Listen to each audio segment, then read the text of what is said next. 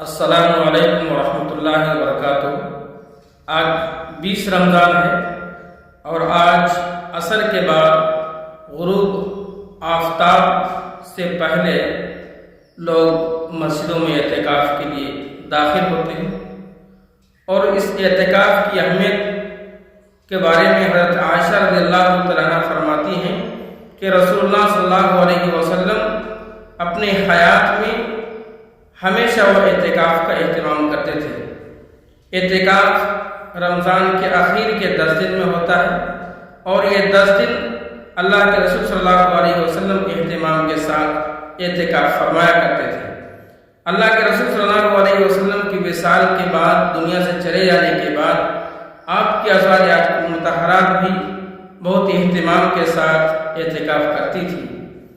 اور پھر دوسری حدیث کے اندر آتا ہے کہ جو انسان ایک دن کا بھی اعتکاف کرتا ہے تو اللہ تعالیٰ اس شخص کے درمیان اور جہنم کے درمیان 3 خندقوں کے جیسا فاصلہ کر دیتا ہے۔ گویا کہ اسلام کے اندر اعتکاف کی بہت زیادہ اہمیت ہے۔ اس اہمیت کو سمجھتے ہوئے ہم تمام لوگوں سے گزارش کرتے ہیں کہ جن سے بھی ہو سکے اپنے گاؤں کی مسجد میں اعتکاف کا اہتمام کریں۔ مستورات جو ہیں، عورتیں جو ہیں، وہ اپنے گھروں میں اعتکاف کریں، اور اعتکاف کے درمیان زیادہ سے زیادہ ہمیں اللہ کی عبادت کرنی ہے، تسبیح بیان کرنی ہے، اور اللہ کا ذکر کرنا ہے، قرآن شریف کی تلاوت کرنی ہے۔ اس لیے اپنے آپ کو لہو و لعب سے بچانا ہے، ٹائم کو پاس کرنے سے بچانا ہے، ہنگامہ نہیں کرنا ہے، بلکہ صرف ہم اللہ کی رضا کے لیے، اللہ کی خوشنودی حاصل کرنے کے لیے ہم اعتکاف کی نیت کریں اور اعتکاف کریں۔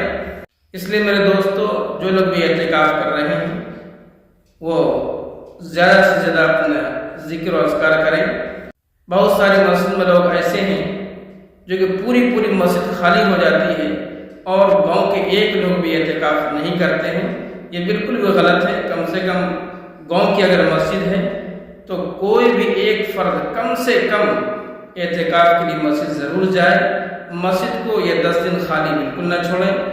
یہ 10 دن کے اندر اللہ تعالیٰ اپنے بندوں کو آگ سے خلاصی دیتا ہے، ان کے گناہوں کو معاف کرتا ہے، اور ایسا لمحہ اور ایسا موقع پھر آئندہ سال کس کو ملے گا وہ بولنا مشکل ہے۔ اس لیے میرے دوستو، جہاں کہیں بھی لوگ اگر اعتکاف نہیں کر رہے ہیں تو وہاں اعتکاف کا اہتمام کرائیں۔ اللہ تعالیٰ ان کے بدلے میں آپ کو بہت زیادہ اجر دے گا۔ ویڈیو اچھی لگے تو لائک شیئر سبسکرائب ضرور کریں۔